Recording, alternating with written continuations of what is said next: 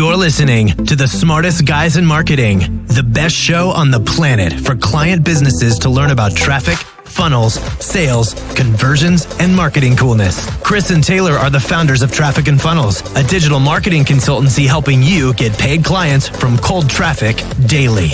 Now, here are your hosts, Chris and Taylor. What's going on, everybody? Welcome back to the Smartest Guys in Marketing podcast with your hosts here, Chris Evans and the handsome Taylor Welch. I wish they could see my face right now. How many of you know when Chris wants an ad to work, he puts my face on it? I actually put a smiley face over your face. Yeah, you guys should go dig that up on Facebook. And if you go add me or Chris as a friend on Facebook, you'll see that ad that he took my face out of it and it just bombed. Like all of our traffic stopped working.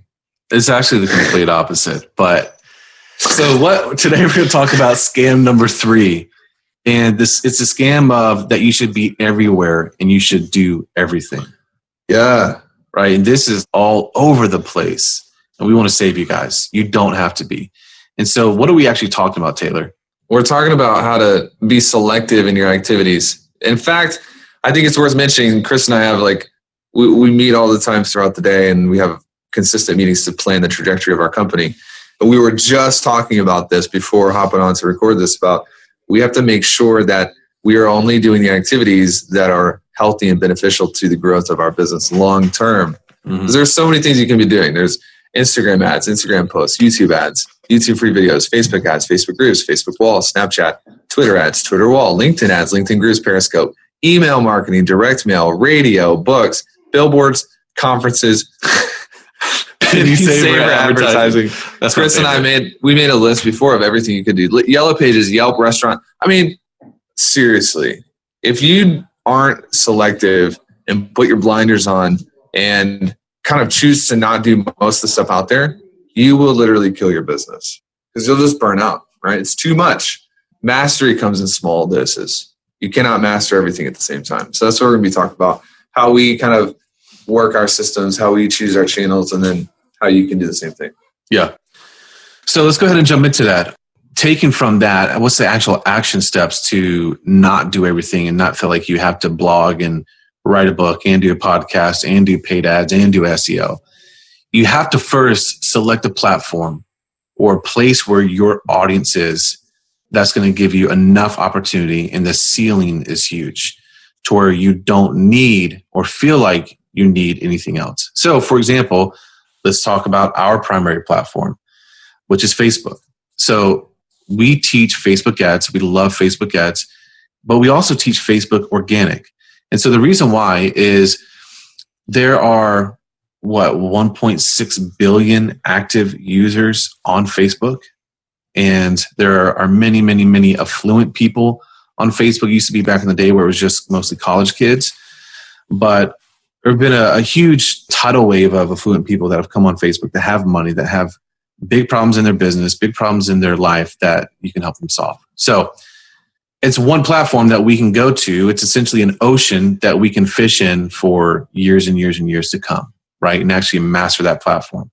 So Taylor, let's break down really quickly kind of the 2 ways we use it. One, paid ads. That is like the accelerated, quick, get to market, get it to like exactly in front of who you want to be in front of to get your message to those people. 2 is organic. It's just connecting with in different groups, people who are in your circle of influence, friends on Facebook. And that's how we actually started to actually be able to validate what we were doing. So those 2 things for us, we decided to master. And that's typically what we teach our clients based on their business. Most people fit into that. Do you agree? Yeah. And it's not like people hear organic and they instantly think we're like cold calling people. No way. But it's not. Yeah. It's definitely not. It's becoming a leader in whatever space you do business in. Mm-hmm. So when Chris and I, we sat down and we kind of mapped out what we wanted Traffic and Funnels to look like, what we wanted to do. This was before we'd ever taken a client, back at the very beginning. And I told you in an earlier episode, we had a massive email list of 113 people that were basically family. And we didn't have go to an email list or do a JV. So what we did is we went onto some of these groups and we just posted what we knew. No call to action. We just helped people. And Through that process, set up a couple phone calls and had an offer. And we talked earlier, if you haven't caught the episodes before, this is all stacking up on top of each other. But our offer was very simple, very direct, and very clean. And we picked up 2 clients, I think. 3 clients in that first week. And then we used all of that. We started with no money in a bank account. We didn't get an investment. We didn't get any capital. We had nothing. We just had Taylor's freelance. mom didn't loan us any money. She didn't loan us any money. Yeah, I mean, we had nothing. Living on the street, basically. Not really. But those 3 clients, we used that money to invest into our paid traffic system. Yeah. And we didn't pull anything out of the business for at least a month, maybe 2 months, maybe even longer. I don't remember. But that's what got us going. And the reason we love Facebook is because you do have those both sides. It's very dynamic. When you're running ads and you have organic stuff, it compounds each other. Yeah. So Chris, like how many times will someone like see an ad and ask a question and you'll answer and then they add you as a friend on Facebook? Yeah. And then they see all your posts and then they realize that we're real people. I think another reason that we like Facebook is because authenticity is a major, major pillar for us. Yeah. What you see is what you get. We're the real deal.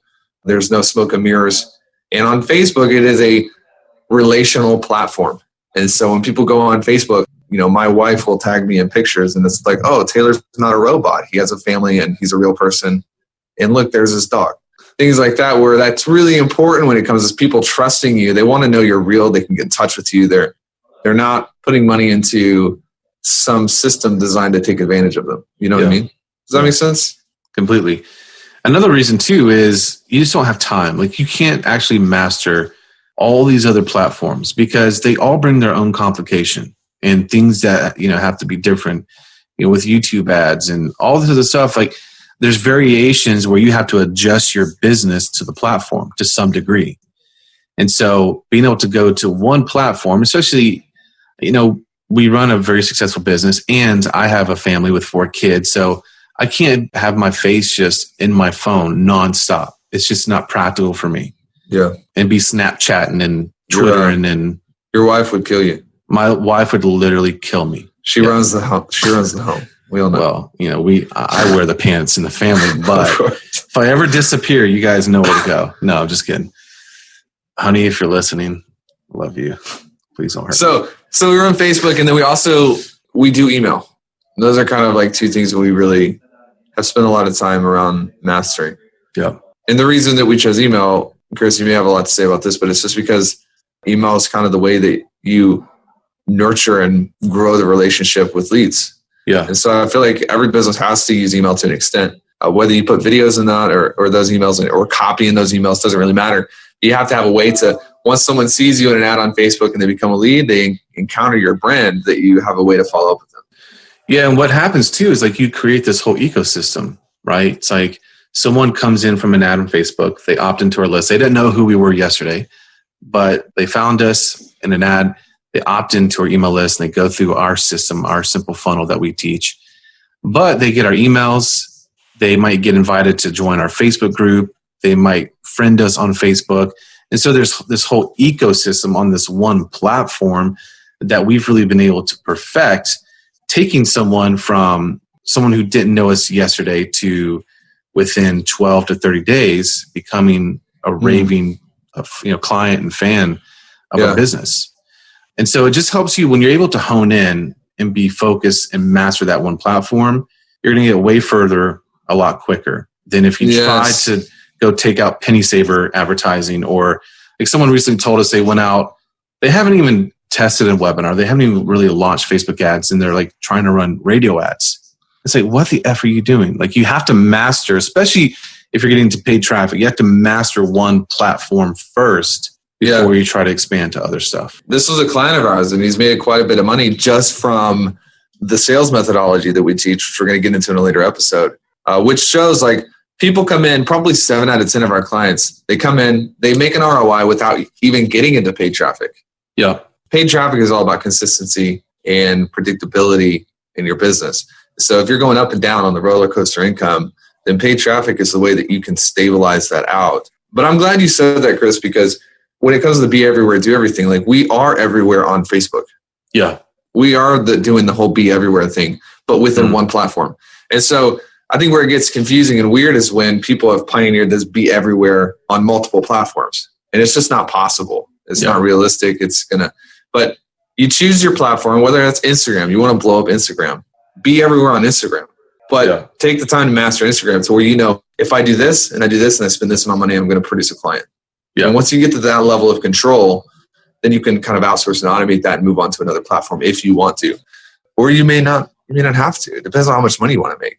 Yeah, you can make a multiple 6 figures a month, grow a multiple 6 figures a month business on just one platform like Facebook. And the guys who are successfully being everywhere and, they are doing everything, they already have like really successful businesses with huge budgets and departments that can do media for them. Prime example is Gary Vee. We absolutely love Gary Vee. Think he's great. But he already has a successful business. He started very, very small. So if you're not there, that's not a good example for you to look at, particularly. Copying the guys who are doing $100 million a year on a mechanical level is devastating to your business. Yep. Copying their mindset and the way they think about problems and the way that they operate mentally, that's what you want to take from those guys. But mechanically, operationally, the things that you do at 100 million are so different and opposite of the things that you do at 4 million. Yeah. That you've got to protect yourself and kind of hedge in to the simplicity of one platform, one simple offer, one simple funnel. Get that up to whatever revenue you want, and then you can branch off from there. Yeah, so it's really about going more deep than it is wide. And Taylor brought up a great point of us being everywhere on Facebook. And these are some strategies we can talk about later if you guys are interested. But people literally tell us, like just last weekend, I was at an event and multiple people told me I was famous. I mean, I have people that text me that are not in the business world because they get onto our stuff, they see our ad, they go to our website, and now they're seeing us all over the place on our personal walls and stuff that we're doing there, very strategic in our group, our retargeting strategy. So it's about establishing your dominance, your celebrity, your authority in the pool you're swimming in, right? Dude, that's the key. I didn't tell you this, but I went for guys, we're getting a house, just so you know. And when I went to a mortgage, me and Taylor together. No, like me and my wife. I'm in Nashville and Chris is in Charlotte. But Chris, I didn't tell you this, but I went to the mortgage appointment with the lady and she recognized me from an ad. Oh my gosh. And it was really weird. It was just like, Taylor, I've seen you online. I was like, what do you mean? I guess you saw one of our ads and pulled up the website. She's like, yeah, that's it. That's the one. Okay.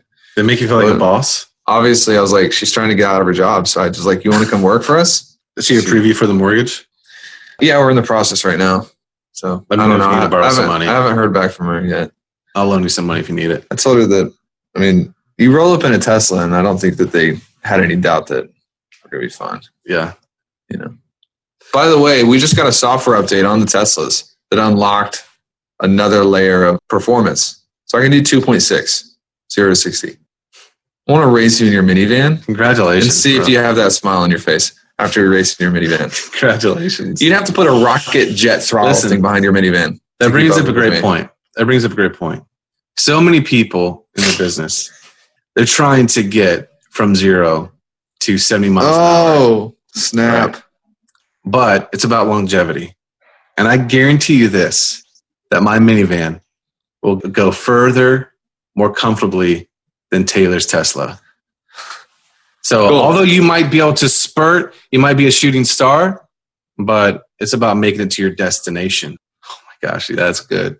Cool. So moral of the story, choose one platform, master that platform. And if you guys want help with this, then reach out to us and make sure you check out the gift that we've got for you guys. We've got just a toolkit, little bundle.